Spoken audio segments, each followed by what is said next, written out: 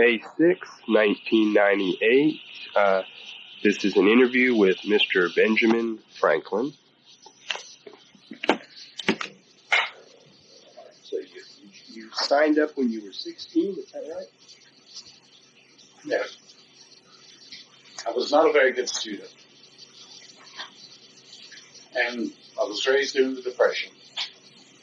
My future, the most I could have ever become, considering that I was not a good student, I was not overly intelligent, the most I could have ever become I would have been very successful if I could have been a clerk in a grocery store, because I was a delivery boy for the grocery store, starting at age 13. So this was an escape for me. This was an outlet. This was an opportunity to see the world, to have some adventure, and perhaps to be somebody. And we all children have that. So I enlisted the day after Pearl Harbor. I joined my regiment in New York, 16th Infantry, 1st Division, in April of 42. Went to Europe. We went to England in August of 42. So for the whole 1st Infantry Division, we loaded up on the Queen Mary on August the 2nd, 1942, and we went to Scotland. Had you done any training up to this point? Oh, yes. We had been constantly training, taking invasion maneuvers, and, of course, field training, and I was in a machine gun company. So we got to Scotland, and we went from Scotland down to England by train to a place called Tidworth Barracks. Perhaps if you ever get to go to England, Tidworth Barracks is about 60 miles northeast of London, and it's near Stonehenge. So anyone who goes to England, of course, should go to Stonehenge. Absolutely. And this is where I got my first pass to London. So already the world is exciting, you know. I'm really seeing something. I'm 17 years old by now. How did you have to get a special waiver or something to get in? No, I lied, which is not a very bad vocation. It gets you a lot of women. It'll get you money. It'll get a lot of things in life if you are a good liar. So do not criticize people who are proficient in being untruthful, from politicians to presidents down to street sweepers. Good, unique people. And I was a good liar, and I went into the recruiting office, and they asked me how old I was. I said 18. And sergeant said, "You don't look 18." He said, "Here, take these papers and go get your parents' permission, and that way, if they agree, we'll enlist you." So I went up on Market Square. Used to be different than what it is now. They used to really have baskets of fruit and potato. Farmers came in on Market up there, and bums hung out there. And I still think homeless people hang out. I'm not sure. But I went to Markets, right out of the recruiting office was very close to Market Square. I went out there and there was some bum, and I asked him to sign the paper. And he said, "What are you going to do?" And who to sign? You know, he's some drunk. And he said, "I'll sign them if you promise to kill a Jap for me. I'll never forget." "Okay, I'll kill a Jap just for you." I never got close to a Jap. But anyway, I joined a very, very good infantry regiment and a very good infantry division, the Big Red One. And I stayed with the Big Red One. Well, let's get back to England. Okay. We went down to Tidworth Barracks, but we only stayed there for a few weeks. And we went to Scotland back and took invasion maneuvers. What does that mean? What does that mean? What were you doing when you say invasion maneuvers? Well, we would go out on a big ship. We lived on a ship. And we'd climb down these rope that hung down the side of the ship and get into small Higgins boats. Higgins boat is what they call the LCVPT, Vehicle, Personnel, and Tank, is what it was called. Well, later they just called it a Higgins boat, an assault boat. We carried 42 people on the boat. It was commanded by a sailor, coxswain, but he was really in charge of it. From the time you got on that boat until you hit land, you did not tell him what to do. I don't care what your rank was. So we would go in and we'd go in on maneuver, And one of the requirements was we could not eat, sleep, or smoke for 48 hours. Prior? No, from the time we hit land, once we hit land. Well, we did this for, I would say, most of September of 42. And then part of October, we maneuvered against the famous British regiment of the Black Watch regiment, if you've ever heard of the Black Watch regiment. We maneuvered against them. And later in life, my regiment was again close to the Black Watch regiment in Germany. They were on occupation duty, and we were on occupation duty. And I was sergeant major of the regiment, and we got together again, and recall all these past things. But anyway, we one night the boat just slipped out, and we were on our way to Africa. And we could tell by the sun that we were going southeast. They won't tell you anything. And I think the name of the boat we were on was Warwick Castle, HMS Warwick Castle. I think that was the name of the boat. It's been 50-something years now. Then we convoy coming from the States and went through the Straits of Gibraltar. Now we know where we're at. When we go through the Straits of Gibraltar, there's only one Straits of Gibraltar. You can't miss it. And my regiment, the 16th Infantry, was supposed to land at a place called Arzu, which is just east of Oran in Africa. We were supposed to land at 1 o'clock in the morning. And we did. We landed about 1 o'clock in the morning. And, of course, they taught us French on the boat going over. They taught us French. And the French they taught us is, Je suis ami, je suis Américain. I am a friend, I'm an American. This is all we know. And the reason for that is when the Germans took over France, the French fleet escaped from France and went to Oran, Africa. And the British battleship Rodney and a few other big battleships went into Oran and tried to sink the French fleet. And there was a lot of casualties. And so the higher headquarters knew that the French would not be very English troops landing. So that's why they made us learn this. And we had an American flag on our arm. And we kept hollering, Je suis ami, je suis Américain. And we spoke good French, So we landed. And of course, the 18th Infantry, which was just to the right of us, if I'm going too fast, stop me. But just to the right of us, as you look south, here is Oran, a little town called St. Lo, and here is St. Lou, and here is Arzu, where we land. We land Arzu. And we're going to go deep inland and come around and come in behind Oran. The 18th Infantry, which was a sister regiment in the 1st Division, landed at St. Lou and was supposed to go directly into Oran. And the 26th Infantry, which was the 3rd Regiment of the 1st Division, to the right of Oran and was coming in from the west. So it was a two-pincher with a 16th coming into the rear. And on paper, it probably looked good. And it was quite successful. We got shot at, and we did some shooting. We had little carts to pull our machine guns in. And whoever invented these little carts never pull them in sand, because they wouldn't let sand. A machine gun, a heavy water-cooled machine gun, which is what I was with, weighs about 96 pounds, the tripod and gun itself, and water and water jacket. Was that your responsibility, the machine gun? Yes, I was the gunner, and I was to carry the tripod when we walked. But we put them on these little carts, so when we started pulling them, it was harder to pull them than it was to carry the gun. So we moved straight inland, and we got to Legrand. Now, we landed at 1 o'clock in the morning, and by that evening, we were at a little town called Legrand.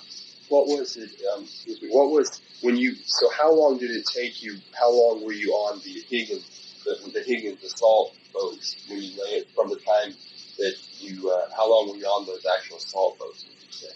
From the time we left the ship to the time we hit land, we probably in miles, and probably 30, 35, 40 minutes, no more. But we received no fire. No one shot us, no. Now, on the other hand, the 1st Armored Division, which was part of the invading force, had an armored infantry regiment, the the 6th Armored Infantry Regiment was part of the 1st Armored Division. Higgins was on a destroyer that was supposed to go right into the dock, land, jump out, and assault a fort. Well, they got hell knocked out of them. They didn't, the destroyer, as soon as it got to the harbor, they opened fire on it and just eat those people up. It was a very stupid plan. But we Americans at that time, we were so inexperienced.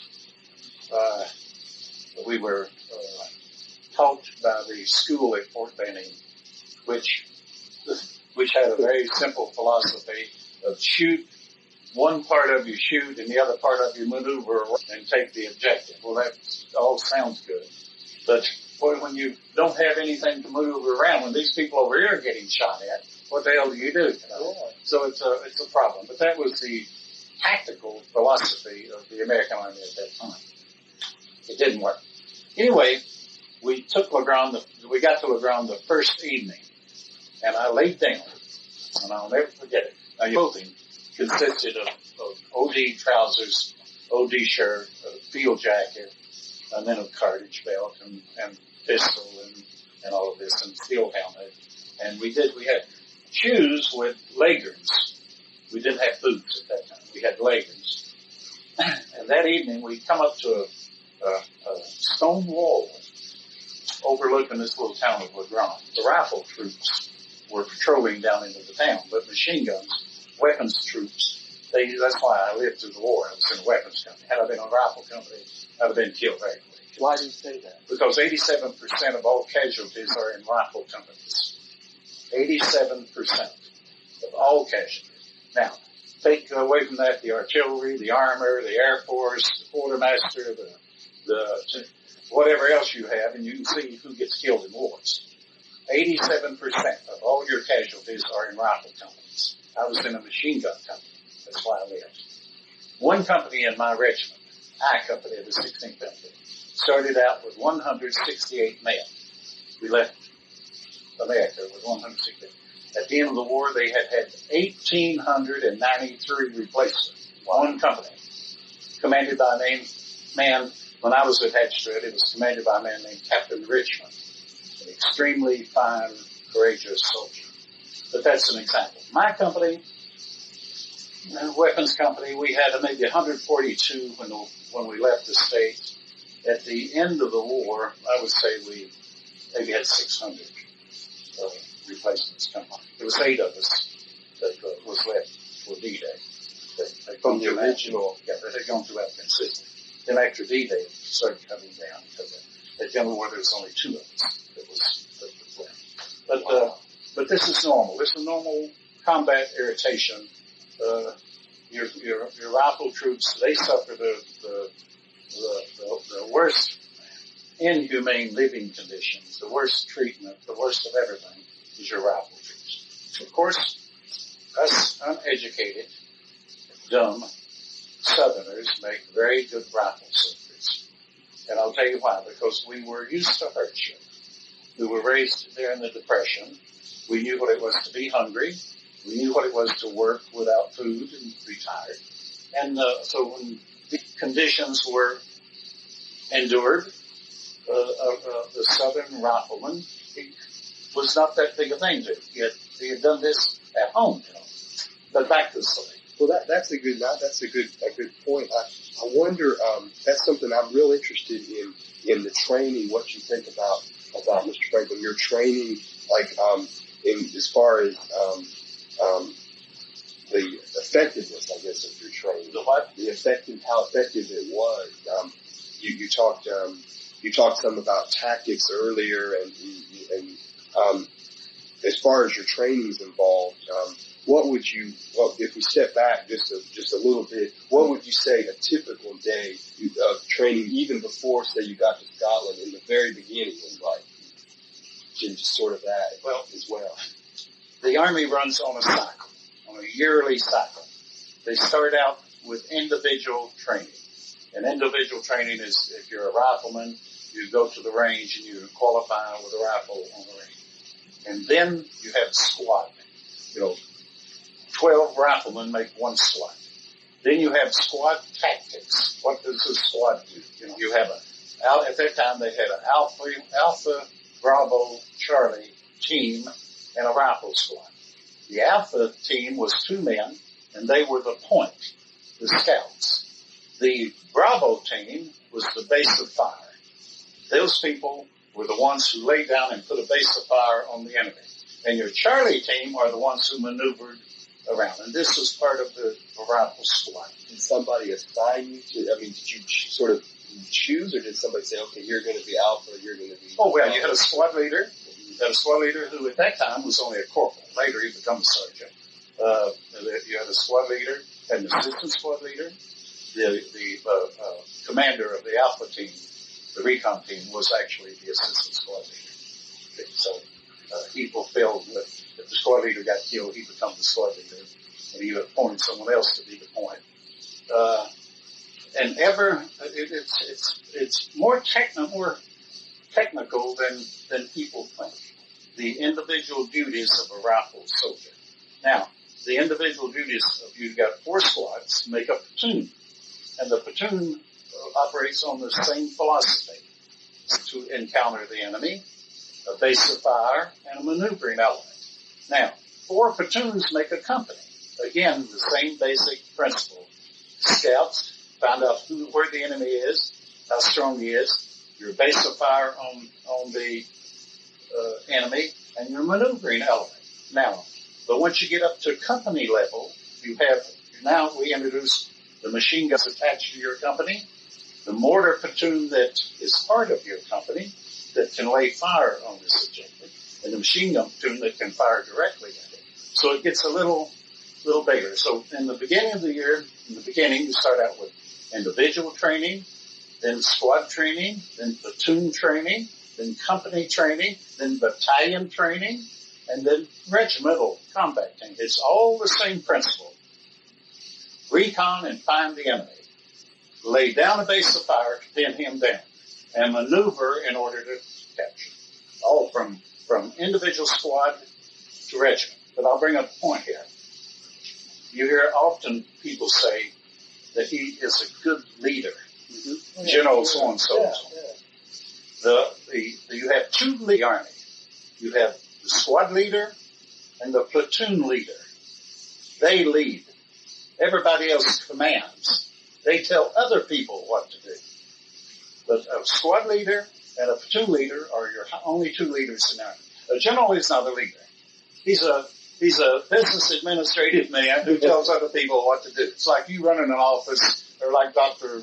Johnson, of course, over there. He says, well, Professor so-and-so, you take that, and Professor so-and-so, you take that. The same way with a general in the Army. They are business administrative people. So they are not leaders. So you guys, you wouldn't look at them as leaders. Absolutely not. Builds them up and calls them these big wartime leaders. Although this does not detract from the very oftentimes courageous and good people. But they are just not leaders. Right. It's a distinction. That's an excellent distinction. So, and most people don't realize this. Later, when I became a sergeant major of the regiment, and I had a colonel, well, I had many colonels, of course, then I could really see what duties a regimental commander had. And very little of his duties required leadership. Most of his duties required decision-making relative to the careers of junior officers. This is really consistent. As far as him being a leader, very few of them. They were leaders when they had a squad or when they had a platoon. But once they graduated to a company, once they become a captain, they're now commanders. They're no longer leaders. I hope that don't throw you off. Not at all. No, this is excellent. That's very much what I'm interested in. What would you say if you go all the way back just to the very the first month when they're doing that individual training? What was that like? Because you've gone from some civilian life. You were in high school, and then you've got that. Is it a sudden shock to the system, or is it? What was that like? How did you feel? I guess the Army, these business administrators, set up a system whereby they could take a person out of civilian life and put him into a training center and give him basic training. And this consisted of dehumanizing you to no longer think as an individual. You now become part of a team. And this is overemphasized from the first day you get there. If you do something wrong, the squad suffers for it. And if the squad does something wrong, the whole platoon suffers for it. But they start off by cutting off your hair, by keeping you at attention, by making you crawl on your stomach, by calling you every name you can be called, from son of a bitch on down, and how dumb you are and how stupid you are. And this is to break you an individual, to recognizing, to force you to recognize that there's something greater than you. And that's the organization you're assigned to, the squad, platoon, company, and so on. And that everything you do has got to be in concert with the other members of that group. And that your individual wants and needs are unimportant. This is the way to break it down. And they start out by giving you clothing that don't fit. On purpose? Deliberately. Oh. Yeah. Clothing that don't fit. They give you equipment, and particularly boots that are always too, shoes that were a little too big, because when they put you on a scale, and they put 90 pounds on your back, and you're barefooted, and of course your feet spread out when you get, and they draw a circle around that where your feet spread out, and that's the size shoes. But they don't realize you're not always carrying 90 pounds on your back. But that's an example of how they work. Then they start training you with a rifle, how to break it down, how to disassemble, clean. What kind of rifle? And when I went in the Army, we had O3s. O3, yeah, Springfield O3 from World War I. Then, after about 4 weeks, basically, we got the M1, the Oran. So now we got a new rifle, and we've got to learn how to fire it. But to show you how unprepared the American Army was for war, we had a rifle grenade launcher that would only work on an O3. It was not work on an M1. Squad leaders later had to carry an O3. The rest of the squads carried an M1, the Oran. But that if the squad leader lost his grenade launcher, then you had nothing to shoot that would even knock out a Jeep, I'll get into that later. Then they took you on hikes. How far typically? And then when they start out a 10-mile hike, then a 20, then a 25 with equipment in Georgia in April, May. 90, 100 degrees. Yeah. And if you fall out, you've got to go back and do it again the next day or on Saturday or Sunday. You as an individual? You as an individual. They put the equipment on you and make you go and have people to check you to see if you do it. And if you goof up, they made you wear a pack, full field equipment, everything you had, and then walk around the quadrangle, we called it. And you maybe have to walk 4 hours around it as punishment. And again, everybody's looking at you, and they know that you did something wrong. Maybe minor, but that's the way they discipline you. Would people yell stuff at the? No. It's very. The other people realized that could very easily be them. So they were sympathetic. Yeah, they were sympathetic. Yeah, but they didn't show sympathy. Sympathy, and I learned this very quickly. In fact, I learned it very quickly in the Army. Sympathy is a word you'll find in the dictionary between shit and syphilis. So they told you that right quick in the Army. But not very good. Don't play this in front of your mother. Okay. But that's the way the Army was. They were blunt and they wanted to they didn't want to make a man out of you. They wanted to make a machine out of you. And later, when I got into combat, I realized how important that was to be a machine rather than a man. In fact, instinctively, you must obey without question. You must do things that are unhuman. What damn fool would go get killed because some sergeant said go out there and get killed? Who the hell is this sergeant to tell you to go get killed? They've got to condition you mentally to be prepared to become a machine, so that when the sergeant said, Franklin, they're going to do so-and-so, knowing that you're going to get killed, you get up and go. Because you've been conditioned repeatedly from day one. You've been psychologically brainwashed. And those two words, when I went in the Army, if someone would have told me those words, I'd say, how the hell do you spell it? I don't even know what you're talking about, But now, later, I know what to do. But they really brainwashed us, and it was necessary. So it was effective? Very effective. Very effective. Now, the part that was not effective, now I'm going to move back to Africa. Okay. After we took Oran, which was a 3-day campaign, back when we had some casualties, quite a few casualties.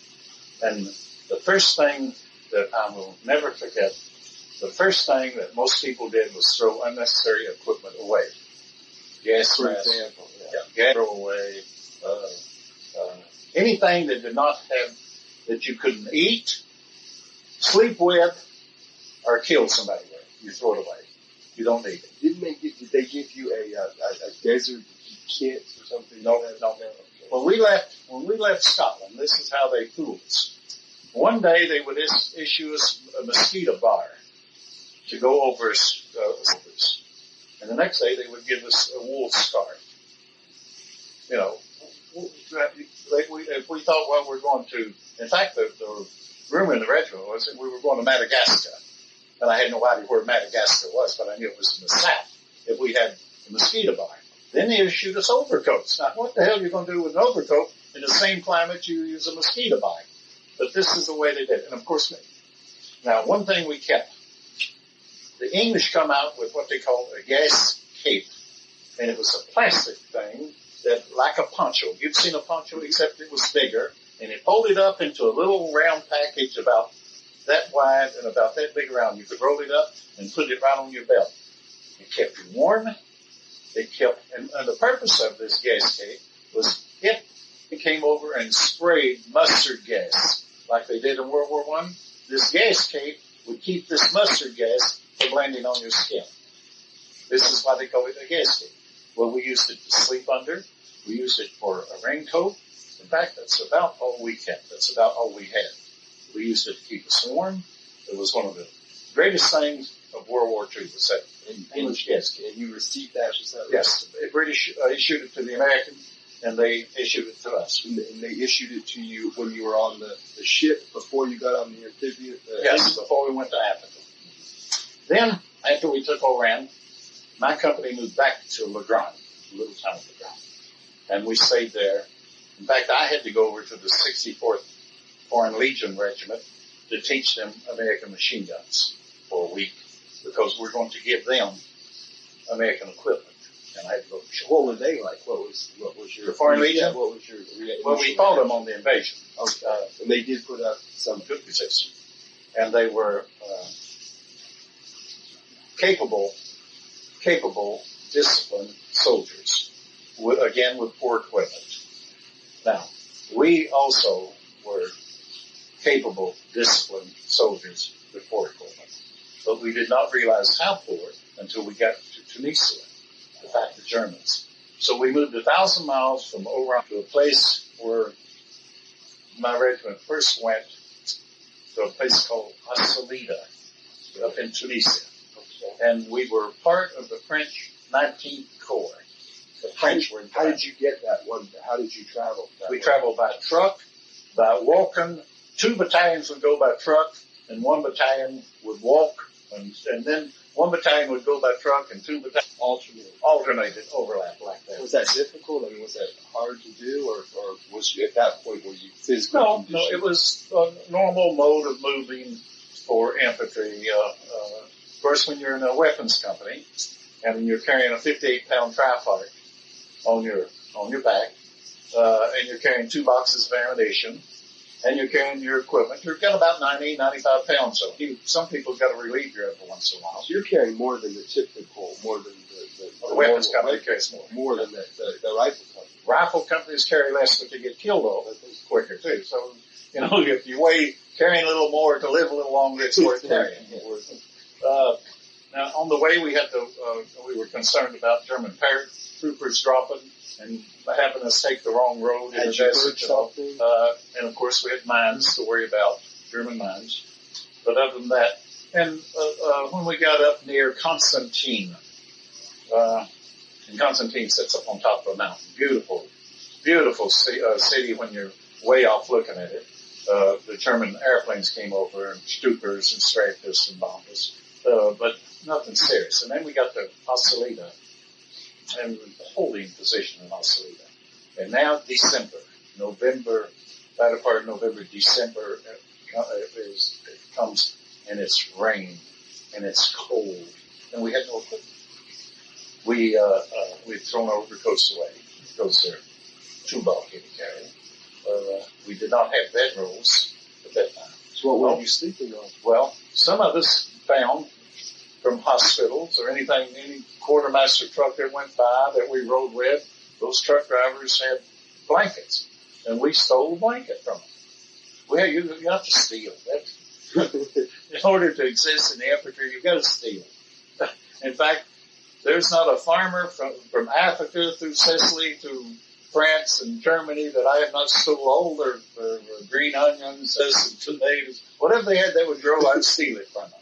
Chickens, hogs, whatever, cows, anything, we'd steal. And we'd kill it and eat it. Was there a favorite thing that you liked to take in North Africa? Was there? I've heard oranges. I've heard a lot about oranges and eggs. We had a problem with honeydew melons. One time we ran up on a whole field of honeydew melons, too far from a place called Mactown. And we all just went crazy over these honeydew melons because we're eating K rations and C rations. And you can imagine nothing fresh. And, so anything fresh like a honeydew melon. But it gave us the worst Tennessee trots you've ever seen. And once you get on the front line and people are shooting at you and you've got to get up and go to another hole to defecate, you've got a problem. You don't want Tennessee trots, is what they call them. Of course, depends on where you're from. If you're from Colorado, they call Colorado trots or Georgia trots or whatever. But honeydew melons was a thing that I remember. I don't remember eating many oranges in Africa. We just perhaps wasn't lucky and got near an orange grove. But the overall picture, let me carry you back a little bit. We were initially, we were part of the American 2nd Corps. And the 2nd Corps had 3 infantry divisions and 1 tank division, armor division. Had the 1st Infantry Division, the 9th Infantry Division, and the 34th Infantry Division, and the 1st Armor Division. That was the American 2nd Corps. Now, they took the 16th Infantry and attached it to the French 19th Corps, which was part of the British 1st Army. So we received British, what they call 5-in-1 rations from the British Army through the French down to us. And it was a completely disorganized, screwed up affair. You cannot believe how ineffective an American soldier is when you do oxtail stew. What the hell do you do with a can of oxtail stew? We had no idea. We had no way of cooking it. This is an example. Or a tin of biscuits. We used to C rations or K rations or D bars. A D bar was a candy bar. Well, we stayed in Asalida in the valley. And this was a holding position. Really, we were not very aggressive. We were just holding. That's the French 19th Corps was just holding. Who were you? Was the enemy opposite of your position, or the Germans? The Germans, yeah.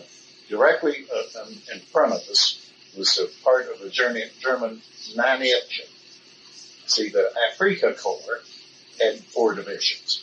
It had the 10th Panzer, the 15th Panzer, the 21st Panzer, and the 90th Light Division.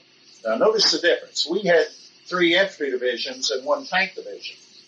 The Germans had 3 tank divisions and 1 infantry division because they're operating in tank country. But we are not that smart, command. Either they are not that intelligent or they are not wise enough to understand what is going on. Now, our armor division initially had the old M3 Grant tank. Now, I'm not sure you know what I'm talking about, but the Grant tank was the same chassis as the Sherman tank. But it had on the top turret, the turret that around had a 37 millimeter gun. On the right of this chassis was a 105 howitzer that would only move about 100 mils right or left. It would only move like that. So you had to turn the whole tank around to shoot over here. It had a range of 5,800 yards. How does that compare to the Germans? Not very good. Huh? The Germans had what they call the Mark V, which had a 88 millimeter gun and a turret that rotated 360 degrees that fired 21,000 yards. The 88 at grazing fire. It went boom, crack, just like that. That's how fast it fired. And our gun go boom, wow. It took it that long to go there, the velocity of the shells. So that tank, they got rid of it. I don't know what happened to it. Then we got to Sherman. Now the Sherman had a 75 millimeter gun. Again, its range was nothing compared to the German 88. So when it come to a tank battle between the American tank and tank, there was no battle. It'd be like me jumping in the ring with Holyfield, just about the same thing. And that's what irritates me when this damn Patton gets up and said, I'll take a tank and go fight it. Nobody was that stupid. Even him, and he was notoriously stupid. Even he was not that stupid. He knew it. He couldn't get within 5,000 yards of a German tank till he would be knocked out. Anyway, we got the. How does that make you feel, knowing that your tank? It gives you a very inferiority complex. The one thing that an infantry soldier dreads at that time was the word tank, because we had nothing that would knock a tank out. And a whole infantry in a rifle company or a machine gun company, you could do nothing to stop a tank. They hadn't trained you or given you anything? They trained us to stay in a hole and let a tank run over us. But, they can stop it, right? That's not going to do anything to the tank. Yeah. I've held down in Georgia, and in fact, I've been in holes and had the tank run over me. That's not, the 8 pounds per square inch on the track, it ain't going to push your hole in because it doesn't have enough pressure to push your hole in, and it just runs over you. And for the moment, it's unpleasant, but that's not stopping a tank. Now they moved us back out of Ossalita, and they moved us by night, and on it was old, and it was raining, and it was miserable, and it took us about 2 days and nights in a truck. I don't know where they got the trucks from. They brought the trucks. They had truck battalions. They brought them back. We moved back about 3 or 4 or 5 miles, walked back and got on trucks, and then we went back and down to a place called Kasserine. Now, in Kasserine, the Germans hit us with the 10th Panzer Division. We had absolutely nothing that would stop a tank, and they run over us. I run with that machine gun until I couldn't run anymore, and I threw the damn machine gun away.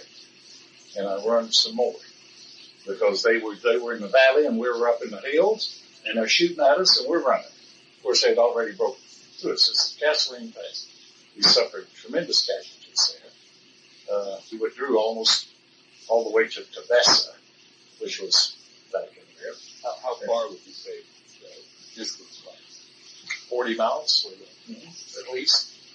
And then we reorganized, and then we got some tanks, and we got some Spitfire fighter bombers, and we went back and retook Kasserine Pass. We got some tanks to go with us. It wasn't different the troops after such a. No, because once we got to where the Germans were no longer chasing us and shooting at us, we stopped. So there's no use in running in the desert or in the mountains. Actually, we were running in the mountain, and the tanks were down in the valley shooting them. And once they stopped shooting at us, there was no use in running. We just all sat down and rested. And of course, it was no trouble to get organized.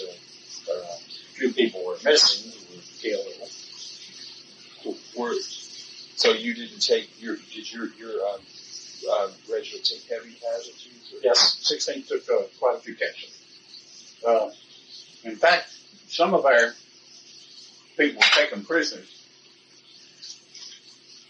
and were taken to Tunis, and we kept at Tunis. And later, when the British liberated Tunis, prisoners, they came back to us. One of our battalion commanders, he and most of his battalion was captured, and they put him on a boat to go to Italy, and they mutinied, captured the boat, and run it up on the land. And they come back to the regiment. These boys were in the 1st Battalion. I was in the 3rd Battalion. So now we realize that these German soldiers were really good soldiers. Really, really fine soldiers. They had really good equipment. But the funny thing about it is later, I captured a German. And I talked to him about what he thought of us. And he said, if we had your, we could whip the woman. And I thought to myself, what the hell is he talking about? If he really knew how poor our equipment was, but he meant how much equipment we had. Not the quality of the equipment, but the quantity of the artillery. We had massive loads of artillery. Massive artillery we had, and the Germans, of course, didn't have that. Then, after Kasserine, we withdrew, or we were pulled back to an old, either Macedonian or Corinthian fortress. And we stayed there a couple of days, and the whole division became the 1st Division again. They pulled 16th out from under the 19th Corps, and 18th, which had been down Fade Pass by itself, they pulled them back, and the 26th, which got really eat up in Kasserine, but they pulled them back, and we become the 1st Division.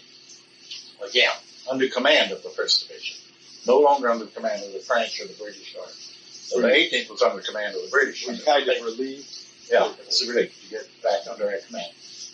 And, but this is to show you how really inefficient our senior headquarters was. Because no commander is going to let his troops be broke up into little parts under command of other units. A good commander, if he's took the business administration and got a C, is going to know that he's got to keep his people where he can command them, where he can tell them what to do. He can't just give them away. We stayed there, and this is where Patton come to visit us, the idiot. And we never liked Patton. No one in the 1st Division, 9th Division, 34th Division, or 1st Armor ever cared anything about Patton. Why was that? Well, we knew he was a phony. He was an absolute phony. You can tell when you've been walking and fighting and going hungry and cold and hadn't had a bath since Scotland 4 months before, and a son of a bitch comes down with a necktie and a shiny boots and shiny belt and starts telling you how many Germans he's killed. Now you've been up there doing the killing, and he's been back at some castle, and he's telling you how many people he's killed and how tough he is. You can't bullshit a bullshitter. This is what I'm saying. And we were good. Well, we knew what the hell war was about. But he tried to impress us with a pistol on his thing and gave us a speech about what he was going to do and all this shit. But I will say one thing. We jumped off from this ruins, and we went into attack, and we took a town called Gasta.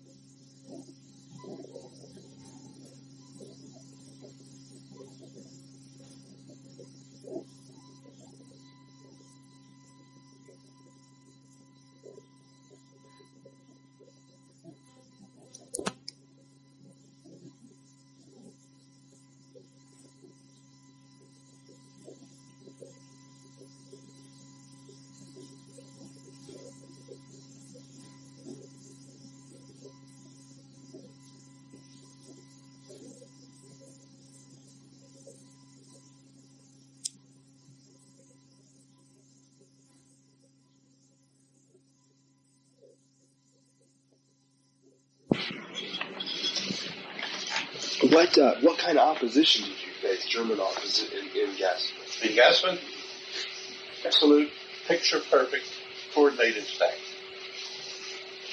About 3 miles outside west of Gassman is a wadi, which is a dried-up riverbed. We all assemble in that dried-up wadi. Tanks, infantry, everything. And here come our airplanes, 12 Spitfires. And they just knocked hell out of Gassman. And our tanks come out of that wadi, and our riflemen behind the tanks, walking behind those tanks, and the machine guns sitting back there firing overhead. And I don't think we had 10 people wounded in the whole regiment. Absolutely. We get through Gassman, and here are springs, warm baths, where you can take a bath. Now, you've got to remember, we hadn't had a damn bath since Scotland, 4 months before, or 5 months before. We had scabies, we had lice, we had malaria, we had sores, we call it the African rot. We had sores on our body where we'd scratch and it would come in. And now here we are in these springs. Boy, that was worth dying for, the springs. And we took baths, and of course we had, the Red Cross issued you a little pack. They called it a Red Cross pack, and it had soap in it, and toothbrush, and toothpaste, and a razor. I forget what all they had in it. But all the little stuff that you needed. But without water in the desert, you gotta have water. Well, now we've got water in Gassman. So for 2 days we stayed in Gassman, bathing and cleaning up and living it up. We were in heaven. Then we move out, and from Gabes, the road goes directly to a place called Gassman to Gabes. Here's Gassman. Gabes sits on now the British Army is pushing the Germans north. And if we go and cut them off at Gabes, block them, now they can't retreat up. See? So we're going along the road toward Gabes. Tanks, infantry, artillery, airplanes, everything. Are you on foot yourself? We're on foot, yeah. So machine gun. Carrying all your 90 pounds. And we go through a cut in the mountains into a valley called El Guitar. And of course the infantry gets up, and always the infantry gets in the high ground. Always. It's required. We go up in the high ground. So you went up in the high ground? We went up in the high ground overlooking the valley. And of course the tanks stopped, and the artillery set up back there. And the Italian, the Aorta, I don't remember how you pronounce it, the King's Regiment of the Italian Army was defending these things. And we were fighting the Italians. And of all the Italians, these were probably the best troops. And they were good. That's why Rommel put them there. Did they fight? They fought impressive. Yeah. Those Italians fought very effectively. They stopped us. The next day, what did they do that was so effective? Was there something? They had good fields of fire, which it's hard to talk to someone who's not a soldier. It would take me an hour to explain a good defensive position to you. But to explain as briefly as possible, you want to have grazing fire with all of your automatic weapons. Grazing fire means that the maximum ordnance of your bullets are no higher than 6 feet high. And any deflated position, which is more than 6 feet, you have this already mapped out for your mortars to fall into. Okay. Now, any big gullies or anything, you put mines in.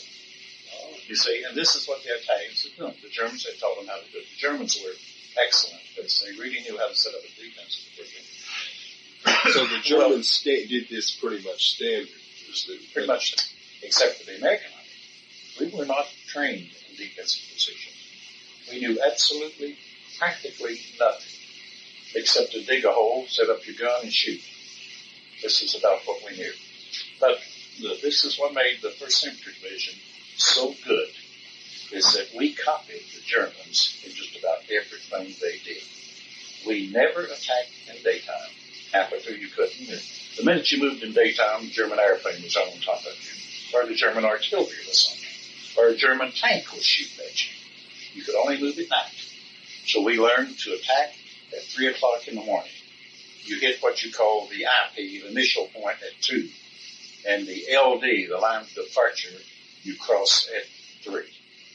and you go into the attack, and you go into attack, and you go right into the enemy position, and then you spread out and take him from the rear.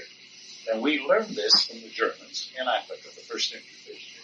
You can read the history of my regiment, and you'll find Colonel Gibbs or whatever colonel we had ordered an attack for the 3rd Battalion at 3 o'clock in the morning. Always at 3 o'clock in the morning. We always attack. Because this is when troop service, you sit, if you're on guard, and you sit there until 12 o'clock at night, and by 3 you're pretty well ready to go to sleep.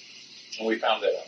And of course we picked up a lot of tricks from the Germans on how to lay out mines, how to set up a good defensive position, how to use flares as signals, how not to use the radio.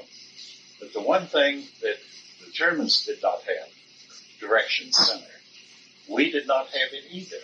But some smart person, smarter than I, realized that we had to have a fire direction center.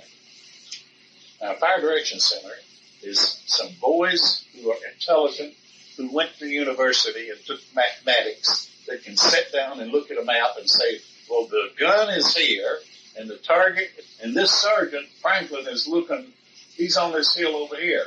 So what is left for Sergeant Franklin is actually, from the gun target line, is short. And they could figure it out mathematically. I could pick up the phone, I could call the company and say, well, at checkpoint from point of, we used what we call from point of origin. From point of origin 3, up 25, left 25 is an enemy tank. Well, the company commander could call Fire Direction Center and say, from so-and-so and so-and-so is an enemy tank. And they sat down and said, well, here we got a battery of guns here. They fire here, and they can lock it up. And it all went through Fire Direction Center. Germans didn't have that. We did. And we, not only could they fire one gun, they could fire 100 guns or 1,000 to one Fire Direction Center. Because they had some smart boys in there who knew mathematics. So if you don't learn anything else in college but mathematics, learn that. Because someday it'll save some rifleman's life. We established that in Africa with the Fire Direction Center. So that was established in Africa. That wasn't something that had been taught back at the training. That was established in Africa. Yes, the First Infantry Division. The first, that's right. First to do, and it was called Fire Direction Center. Yeah. It was, of course, it's standard in the Army now. Thanks to the first division. It started with the first division. So it sounds like to me that the American, that your regiment is really picking up quickly, learning very quickly from the Germans, and doing it on your own initiative. This is good. We got an order from division headquarters,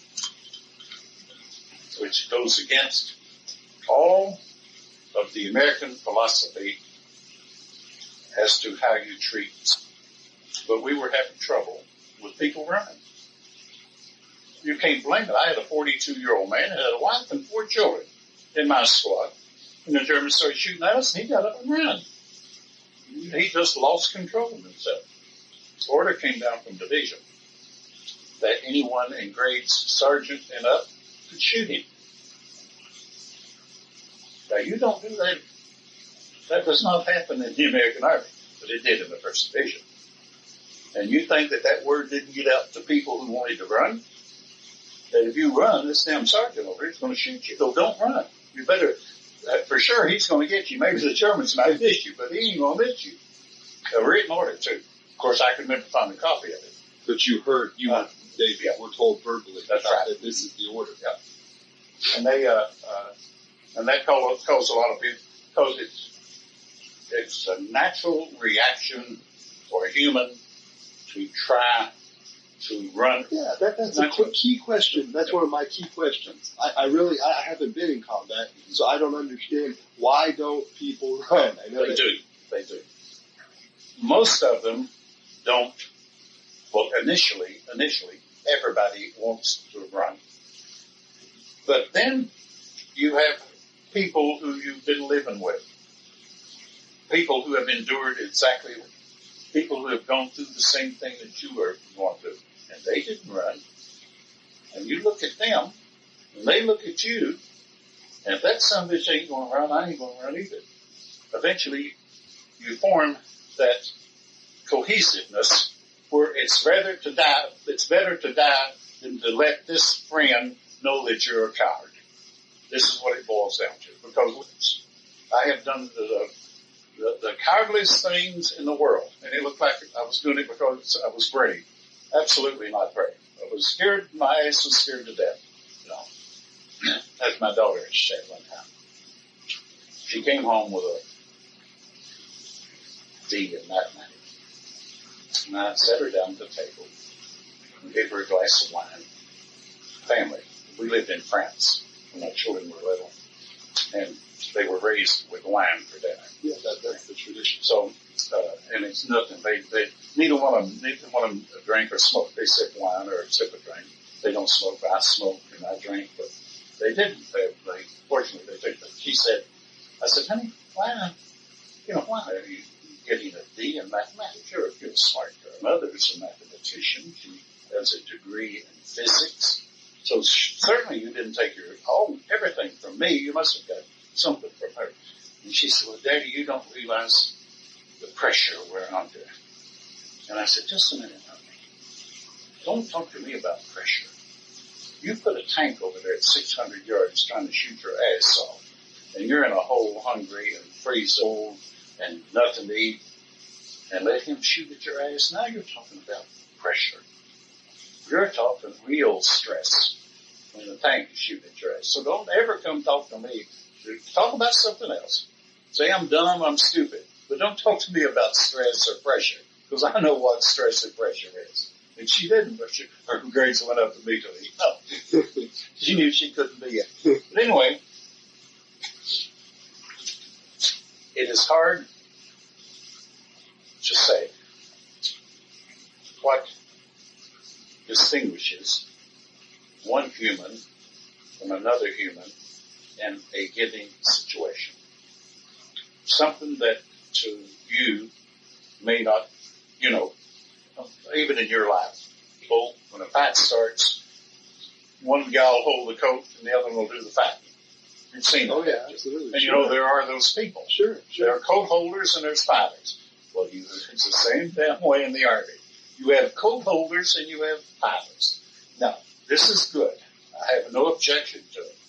But it always seemed that we had a system in the American Army that they just Southern boy because of his IQ. And this is how they separated us.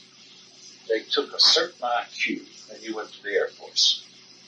And if your IQ was 113 or above, you went to officers training.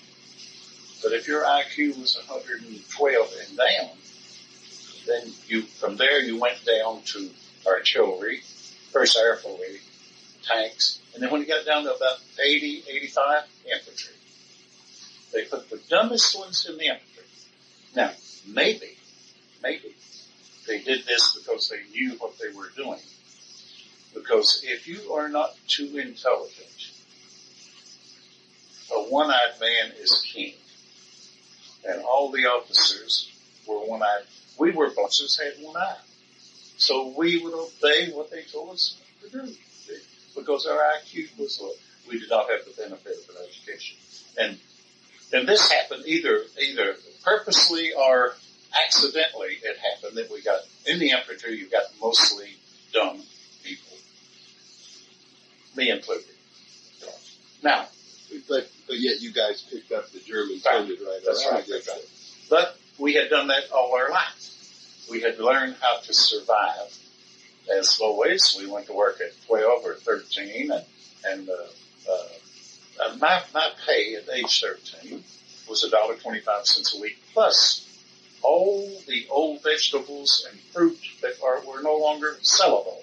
Sure, my family could live off of that. From 13, my family lived off of what little money I made in the potatoes and the cabbage and bananas and things that they couldn't sell at the store I got. That was part of my pay. That's surviving. You learn to survive. And when you get on the front line, you learn to survive. Occasionally, you're required to do the unnatural. in order to survive. In other words, if the enemy is coming at you, and if you don't stop him, he's going to kill you. So you do what you can to stop it, which may be classified as being brave. It absolutely has nothing to do with bravery. Because the best, never back a coward up in a corner. You back a coward up in the corner, you've got a fight on your hands. You back a damn dumb rifleman back in a hole, having to kill him. And he'll come out fighting, I'll tell you that. And that's what we did. We learned how to fight. We really learned how to fight. And people say, well, I've had a lot of people say, how come the 1st Infantry Division to be so good? We were so good because we learned from the masters. And the masters were the Germans. They had been fighting for 3 years, and we'd been fighting for 3 days, and they've been fighting for 3 days.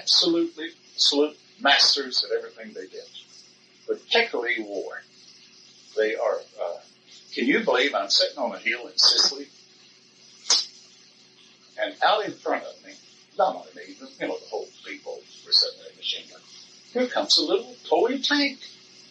Comes up out of the creek bed where they had a little bridge over this creek. Toy tank comes up out of that thing and comes across the field and is coming up toward us. And everybody's looking, hey, look at that toy tank. And somebody said, let's shoot it. So we all started shooting at it, and some bullet hit the firing mechanism, and it had 1,000 pounds of TNT in it, and it was remote controlled. The Germans were going to guide it up into our position and detonate it. Well, hell, we didn't even have a rifle grenade. And who controlled tanks, remote controlled bombs? They could drop a bomb and they could guide it down. When they did that in Sicily, into one of our ships, they guided the bomb right into the ship. And we saw what masters they were at war. Luckily, we were masters at having more than what they had. There's an old saying in the 1st Infantry Division. God is with the 1st Infantry Division because we had more damned artillery. That's why God is with us. If we didn't have so much artillery, God wouldn't be with us. He'd be with the other people, But that's an old 1st Division saying. And we believed in using it. And we knew how to use it. A sergeant could pick up the phone and a whole battalion of artillery would fire a tank. Because we knew how to do it. Other divisions had no idea how to do that. How to call it in. They had no FDC. It was pathetic. But in the beginning, of course, we've always had the best artillery. We had the most artillery. Of course, you have to be careful. Our own art did us. Oh, really? Oh, yes. Now, how would that happen? Oh, well, on Mother's Day of 1943 in Africa, we're on a hill, and our whole division artillery opened fire on us. And I'll tell you what happened. They were supposed to fire on this hill, and then we were supposed to attack the hill. Well, we sent out a patrol in battalion and found out that there's nobody on the hill. His name was Stone. Said, well, let's get up there quick while the enemy's not on the hill. They've withdrawn. So we go up there, but the word didn't get back to FDC and back to the artillery. So at the time the artillery was supposed to fire, they started firing. And we're on the hill. And this is how it happened. But another time in Germany, when we crossed the German border, we were the first to cross the German border on 11 September 1944. The first village our battalion is taking this little village in a column. My battalion commander's right behind their platoon, Colonel Horner. And we started getting 240. Excuse me. There's a roundabout like that. One of them will knock a house down, And we're in this little village. And this 240 is landing on us. And the only reason I know this is I could hear the battalion commander talking in the radio. He's been very calm, very quiet. He'd been with us so long. He said, Zebra, Zebra, lift your fire. You're firing in Blue Battalion's area. Just like he was talking to his wife about a dinner engagement. The same, just as quiet. Just Zebra, Zebra, lift your fire. You're firing in Blue Battalion's area. Well, Blue Battalion, first battalion was red. Second battalion was white. Third battalion was white, blue. And so everybody knew what battalion to get fired. And we were just good troops, good soldiers. That's one of the questions I'm really interested in. What makes, if you had to pick some things, characteristics, attributes, what makes an effective combat soldier versus an ineffective combat?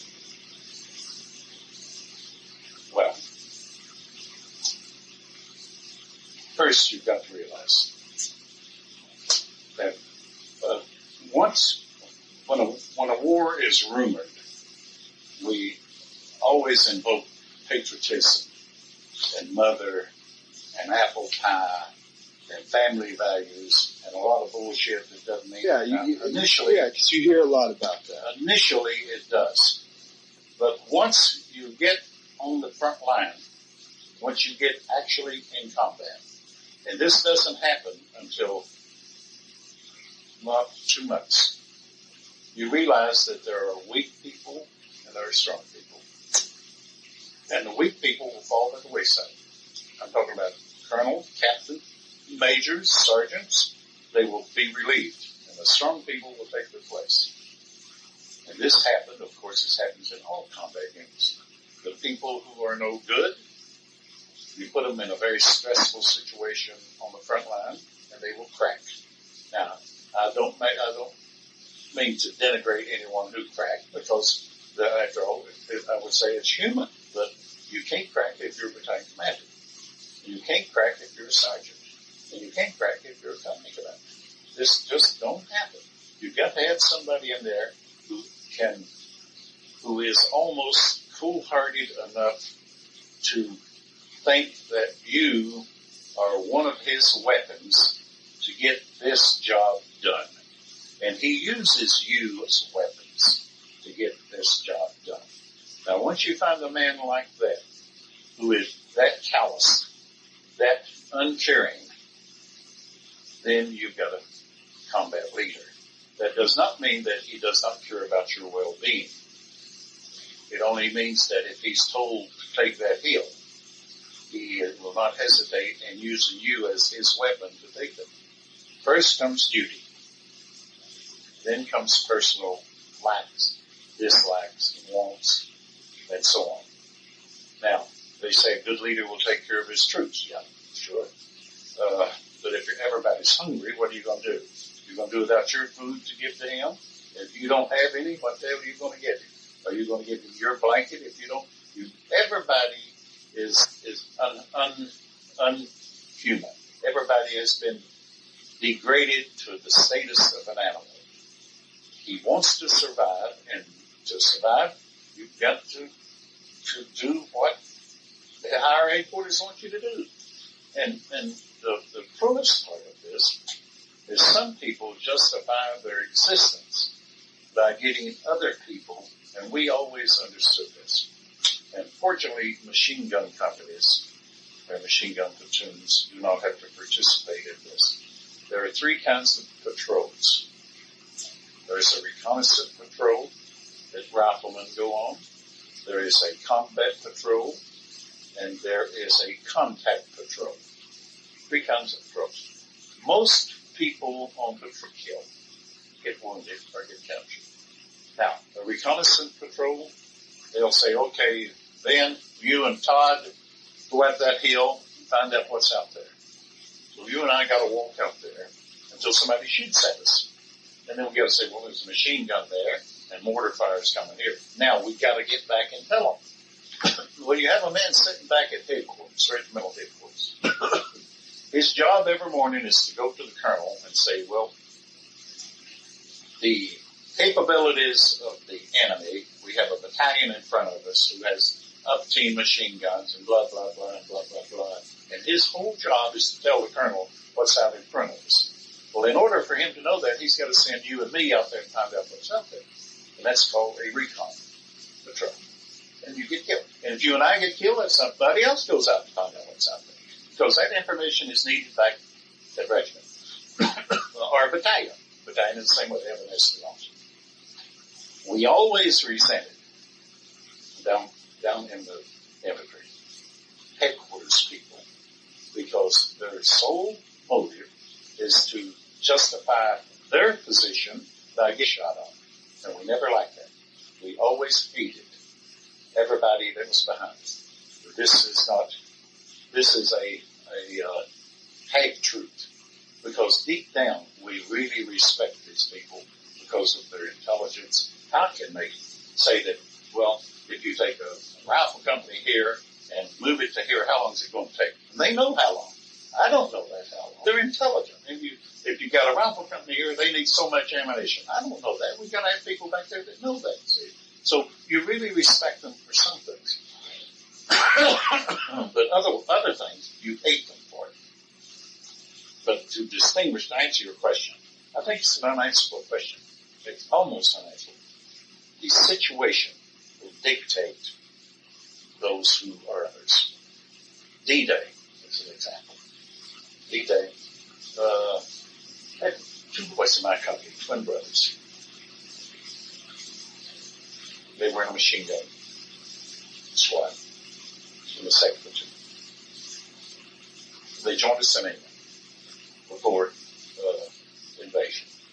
And there was absolutely nothing, no way of saying they're skinny little boys from Pennsylvania, nothing outstanding about them, nothing to say they were really good.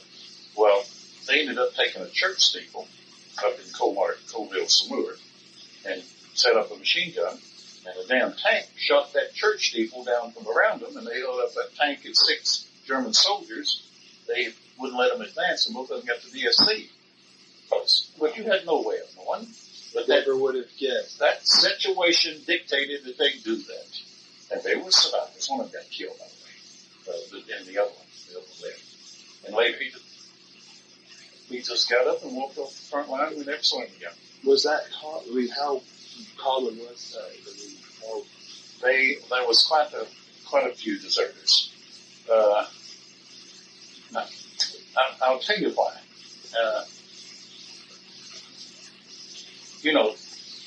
In Africa, we were really learning. We were proud of what we were doing. And the next hill was an adventure, and the next hill was an adventure. And what was there? And eventually there's going to be an ocean. There is something. And then in Normandy, of course, we had prepared. And Sicily was quite different. Sicily was a very difficult campaign on the individual. I went 37 days and didn't take my shoes off. My feet were rotting. The whole company, at the end of the campaign, the whole company took off our shoes and rotten socks at the foot of Mount Etna and laid like that. And the battalion doctor come down with all of his crew, and they painted our feet purple. They put that purple medicine on. A whole machine gun company, and a rifle company too, right at the foot of Mount Etna. And everybody's feet were rotten because of Gila to Mount Etna. Never taking off their shoes. Really, it was tough. It was tough on the individual. But when we got to Normandy and went across France, and we really thought the war was over, and then we run into Germany, and it got tougher and colder and wetter and hungrier, and more people were killed.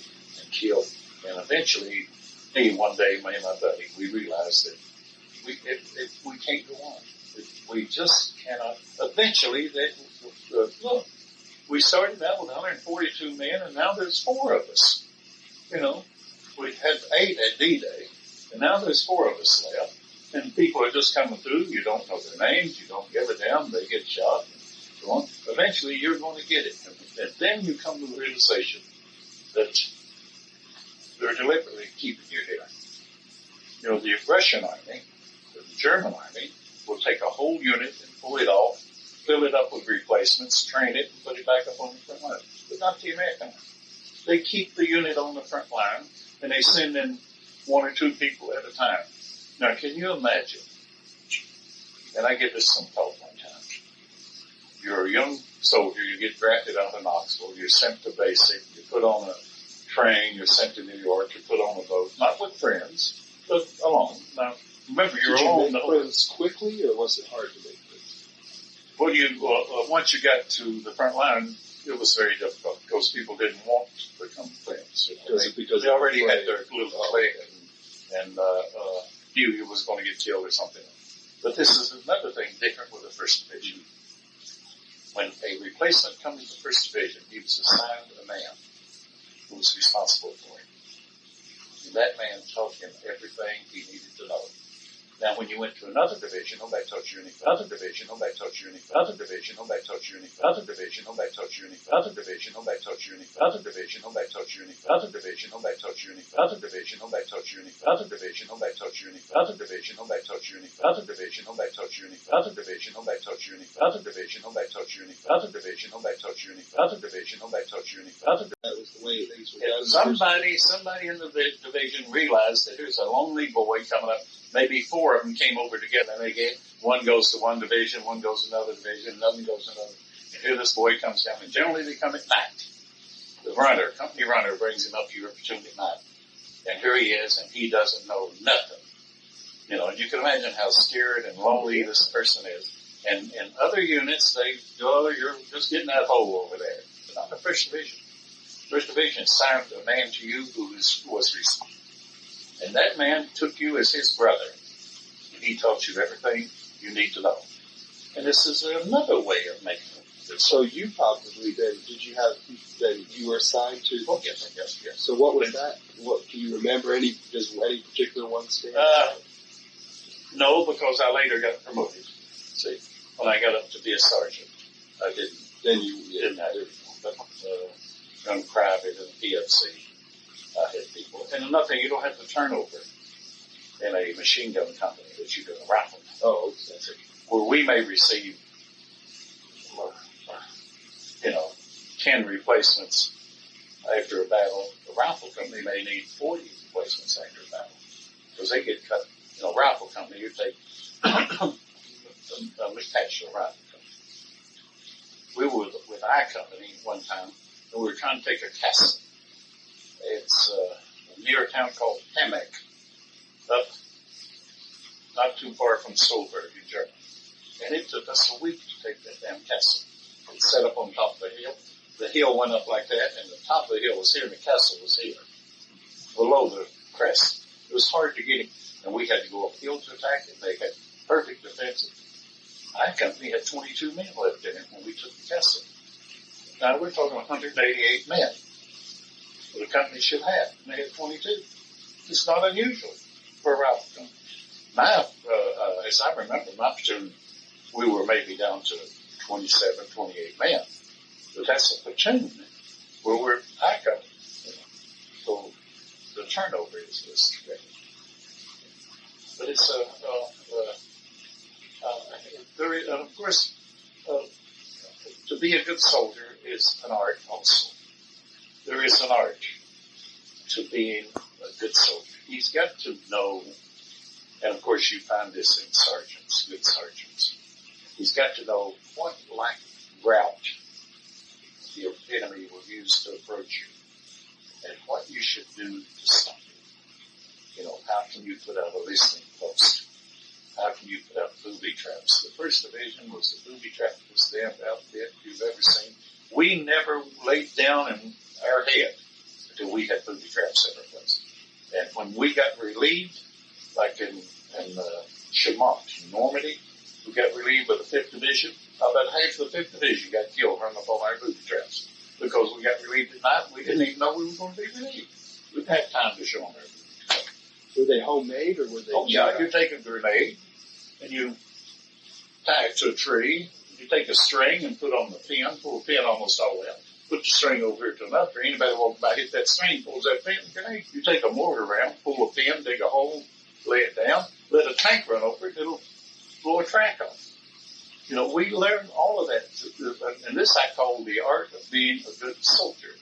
Now, the art of being an offensive soldier is quite different from the art of being a defensive soldier. Because there's a lot of things to know about the defense that is a lot like footballs. 2 complete different entities. I hope I didn't confuse you, Tom. Not at all. You want another drink? Sure. Okay. I'm not born yet, huh?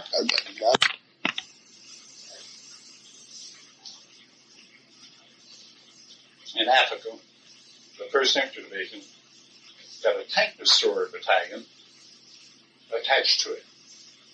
Very close to El Guitard. It's attached to us, I don't know. It had the old import chassis, but it had a 90 millimeter gun. and an open top. It had no turret. Not even, and they call it tank destroyer. M10 tank destroyer is what they call it. And that son of a bitch would destroy a tank.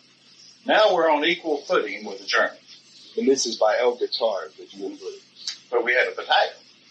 The Germans had 3 divisions. So you're still not, really. Now the problem is the American production. And of course, again, I'm not intelligent enough to understand the wheels of production. But they were turning out 10,000 M4 tanks a month. But they weren't worth the damn. If they were 10,000 M10 tank destroyers a month, we'd have ended the war 2 years earlier. You know, but I guess production can't just turn over, you know, like 4 tank to M10 tank destroyer. Next thing. What was wrong with the M4? What was it? The gun was not big enough. Did not have enough muzzle velocity. The barrel was not long enough for it to carry very far. And it was not a very effective weapon as far as tanks go. How did this, I'm just curious, I don't mean to interrupt, but how, from a psychological standpoint, I mean, it's like you're up against, except for your artillery, it sounds like, except for the American artillery, which we had superiority in numbers, it sounds like there's a sense of the Germans having the advantage. Of course. And how does that make you feel in combat? It did not make you feel good. We came, and I forgot to mention something else. They came back together at that Corinthian old fortress. They finally come out with something that would knock a tank out. It's a 2.36 bazooka. That is where the first time we ever saw it, and they issued it to us. No training. No training. No training. Well, we just went out and had an old tank and shot the tank. And if you shot in the back of a German tank and hit the motor, you could knock it out. Or if you shot it into the treads of the tank, you could knock a tread off. That would make the tank turn around, become immobile. You learned that by That doesn't mean it still couldn't shoot at you, you know. Oh. It was immobile. It couldn't defend it. The Germans' house, which every rifleman had one, you know, and this damn thing had a thing on that part. And had an impact type of fuse that when it hit an object and the fuse was pushed back, the charge blew everything through where it hit. It didn't make our 2.36 bazooka. Our 3.2 bazooka would hit and it explode. But the German Panzerfaust would hit and explode through. It had what they call an impact type fuse. It's like dynamite. If you took a stick of dynamite and laid it down on the floor and let it go off, it would just explode. But you can take it and lay a magazine over it, one of those magazines, and it'll blow hell out of that floor. That's hard to believe. Yeah, but it's true. Just a little bit of mud or a little bit of dirt on a stick of dynamite makes it blow down. Otherwise, it goes to where it's in the least resistance, and the least resistance is up. But put something on top of it and makes it blow down. See? Well, that was the German Panzerfaust. It was an impact type, and the fuse detonated and penetrated through our tank. But the next thing, excuse me, next thing is when you're behind a tank, that's a rifleman and a machine gun, and you're going into an enemy position. You have no way of communicating with the tank. No way. The tank is closed up. I hadn't thought of that. The tank commander, it has a little thing here he can see out there. But a rifleman behind him, or an infantryman, machine gunner, can see a German tank here, an anti-tank gun, but he can't tell the tank. So we tried to get him to put a telephone on a tank so that a rifleman can talk to the commander. They wouldn't do it. They would not do it until the war was almost over. And tank destroyers came out with a telephone so we could talk. But it took 3 years. How many German lives were saved by that lack of application of a sound thought, a sound idea. That's how stupid we were. We were, again, with supplies in order. Nobody can compete with him. We're the best at moving artillery and shooting artillery. Nobody can compete with us. We're the best at calculating everything. But we're the worst at getting information from the bottom up. Why is that? Well, you go to your school and see it at your school. All institutions in America are top-heavy, and they absolutely resell excellent ideas from the bottom up. Right. They think they should originate from the top down. And unfortunately, like I'm not denigrating the intelligence or the intelligentsia of America, but unfortunately, some dumb riflemen have good ideas. Well, it makes sense because that's where the action's taking place. That's where the ideas will be generated that are realistic. That's right. Makes sense to me. Now, next thing. The Germans went into Poland, September 1939. Their commanders on the ground had a pilot with them who had contact with the German Air Force. And he could tell the Air Force, the Stukas, what to bomb. You know how long it took the Americans to come? Just in September of 1944. Now, we're in war from 1941. And in September 1944, I saw my first fighter pilot. Adolf, what are you doing? My first fighter pilot in an infantry battalion in September of 44. And we run into a column of German tanks trying to get back to Germany. And he knocked with P-47. We had 36 P-47s over us about in 5 minutes. And they ate that column up alive. I'll bet you they killed 3,000 people and knocked out 20 tanks in 15, 20 minutes because he could talk to them. But it took us from 41 to 44 to land back, But we finally learned it. We're very slow learners. Bias, I guess, from ideas coming up from the. I think so. There's an old First Division saying, "It's not your job to question why. It's just your job to do or die."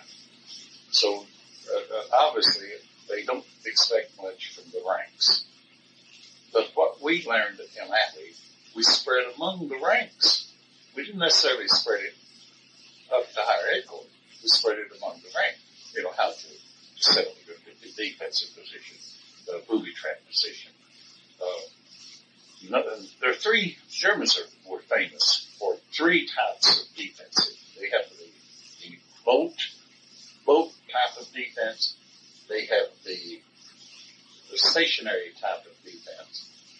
And they have the stop defense, the defense that absolutely stops you. And if you go along in a column, particularly with tanks, and they wanted to stop you and not let you go this way, they put a few anti-tank guns up there, a couple of tanks, and stop you. Now you stop, you've got to deploy, spread out, get your fire going, call artillery, and they hold you up, they delay you. And then they fight you until you overpower them. Then they had what they called the boat position. And they'd set up a couple of machine guns and maybe 1 tank or an anti-tank gun. And when you run up it, they would start firing at you. And the minute you start firing, they just load out. They'd run, go back 1,000 yards, set up another position. See, this is their boat position. Then they had their defense, where they laid it in by the book. And when you hit a stationary position, you had problems, always. Did you because they were masters at that. Because they learned that in Russia. Most of the people that we fought in Africa had fought in Russia and Poland. So it's like any other endeavor. The more experience you have, the better you become. What would you say, Mr. Franklin? What would